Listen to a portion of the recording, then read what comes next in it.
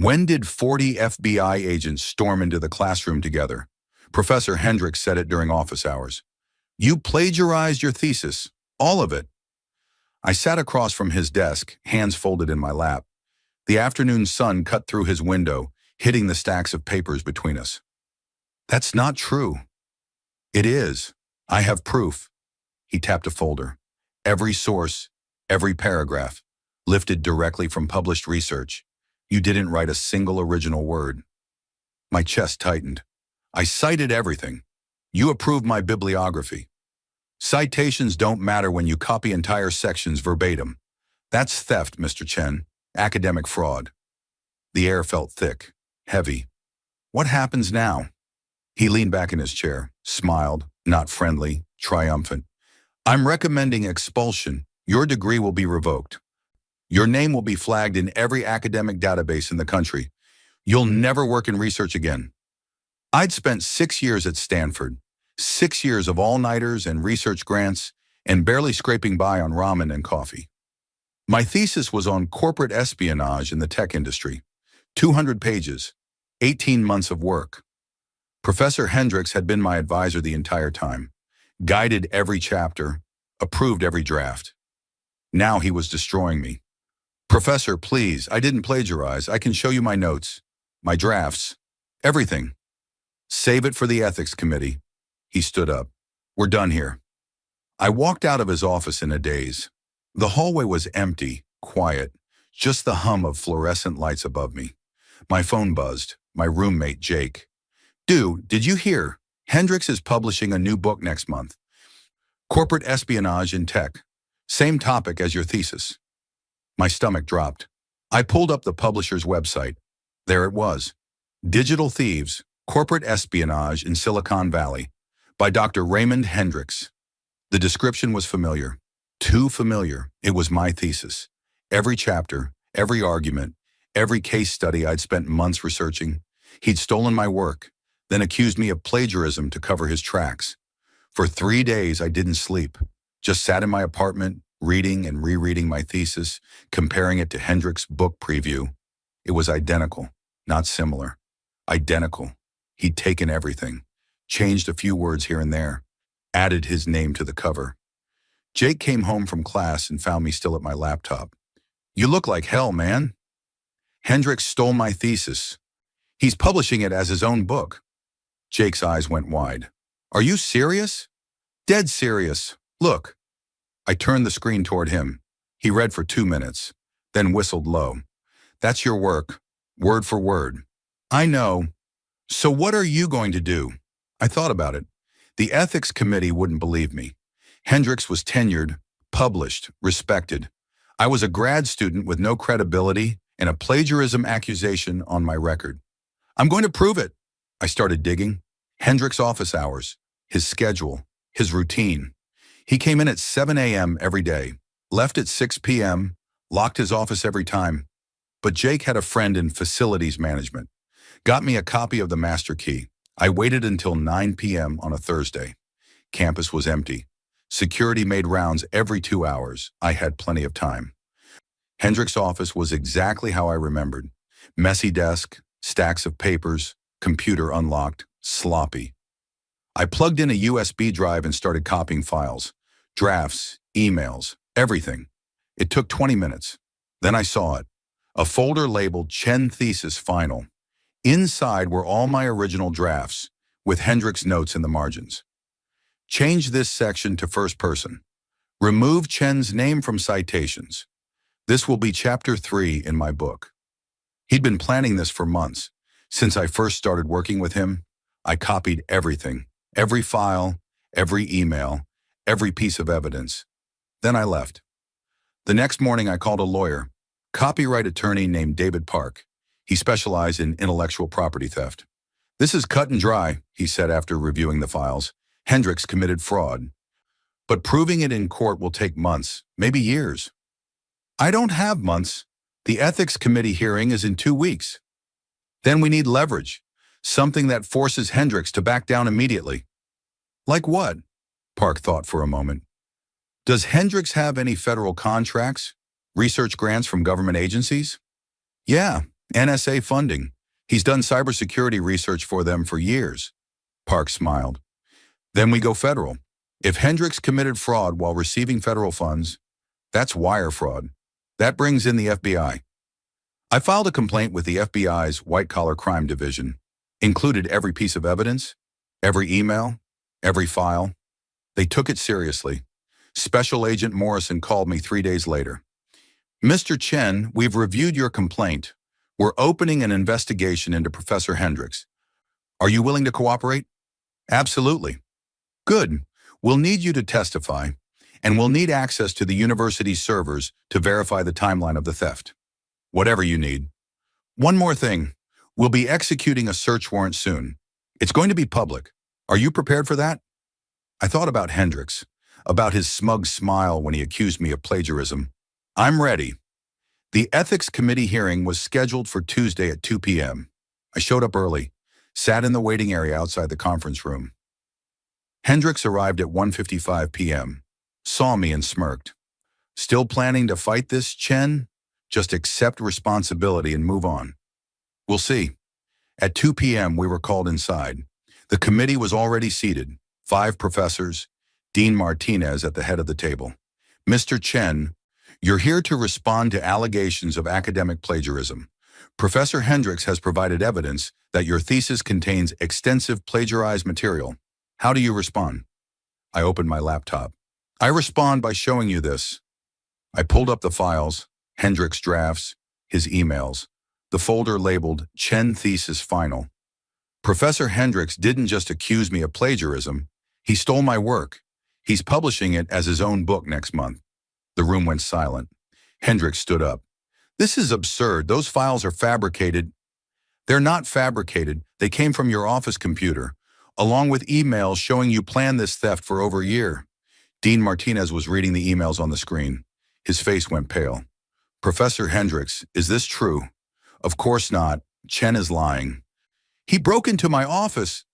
The conference room door opened. Special Agent Morrison walked in. Behind her, 3 more FBI agents. Professor Raymond Hendricks?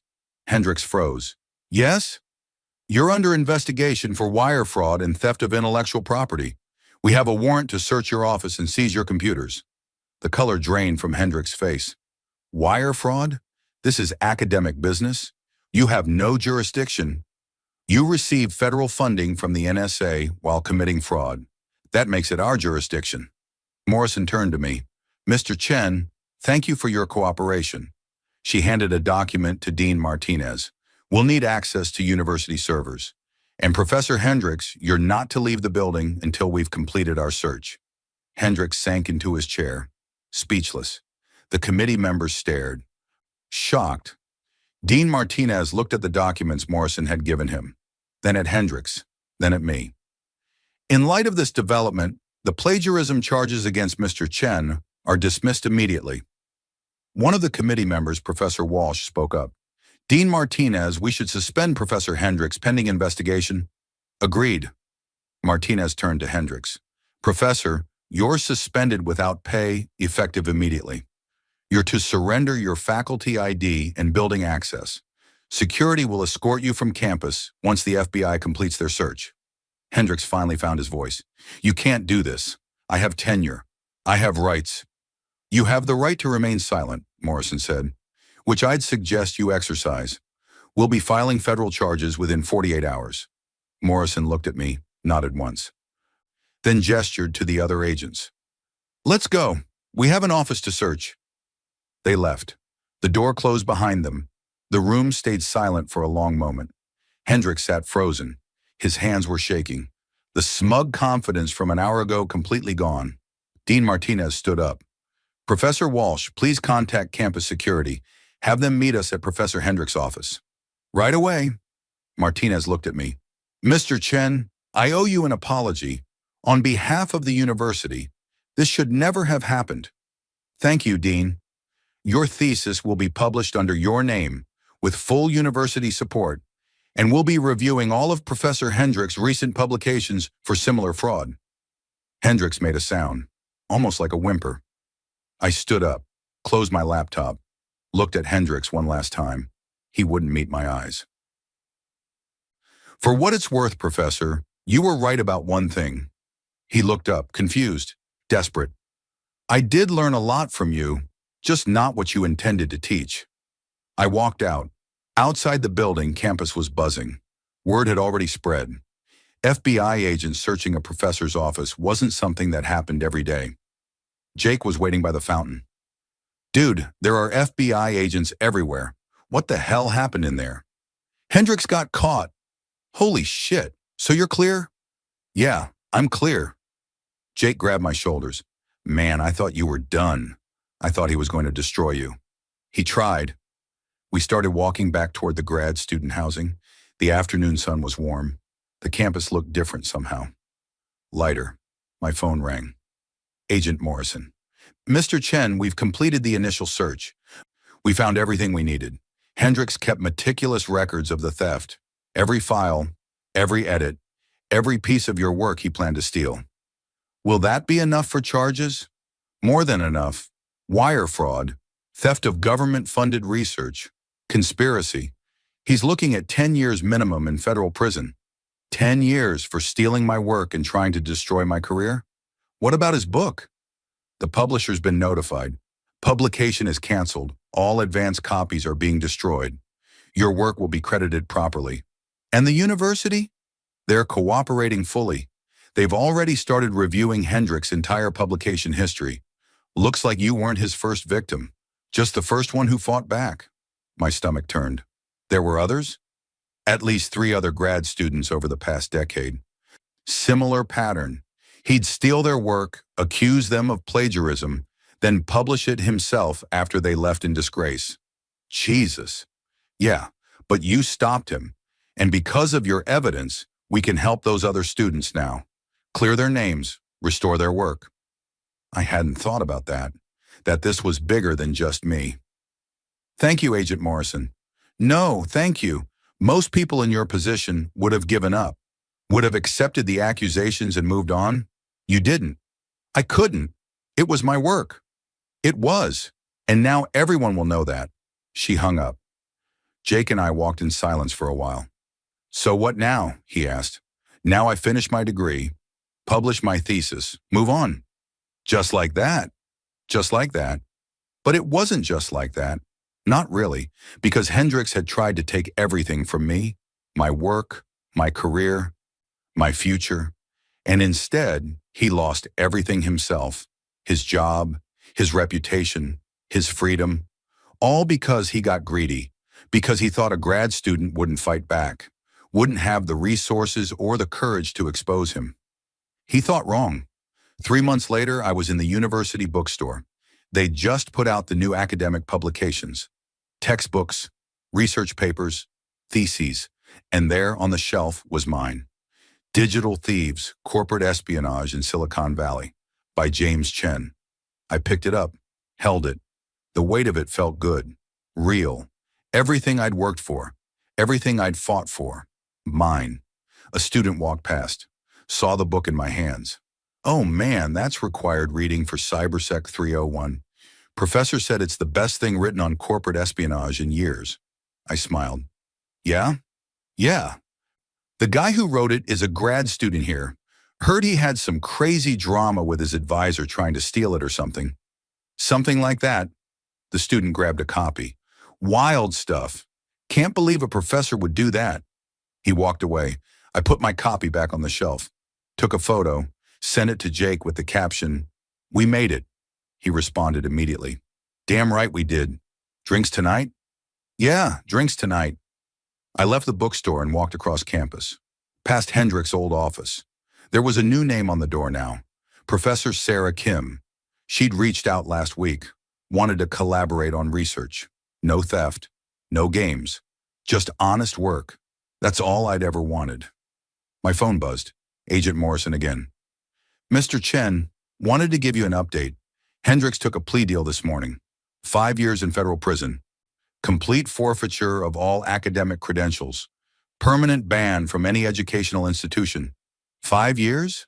His lawyer argued for leniency, said Hendricks showed remorse. The judge wasn't impressed. Good. There's more. The 3 other students he victimized, They're all getting settlements from the university, and their work is being republished under their names. One of them is getting her PhD reinstated. My throat felt tight. That's really good. It is. And it's because of you. Because you didn't give up. I just wanted my work back. You got that, and you got justice. For yourself and for others. We hung up. I stood there for a moment, on the quad. Students walking past, professors heading to classes, the normal rhythm of campus life, except nothing felt normal anymore. It felt better. Because I'd faced someone who tried to destroy me, someone with power and status and reputation, and I'd won. Not because I was smarter or stronger, but because I was right, and I had proof, and I refused to let him get away with it. The FBI didn't storm in with 40 agents like some movie, just 4, but it was enough, more than enough, to watch Hendricks realize he'd been caught, to watch his face go white, to watch everything he'd built collapse in real time. That moment, that single moment when the door opened and Agent Morrison walked in, that was worth everything. Worth the sleepless nights, the fear, the uncertainty, worth all of it.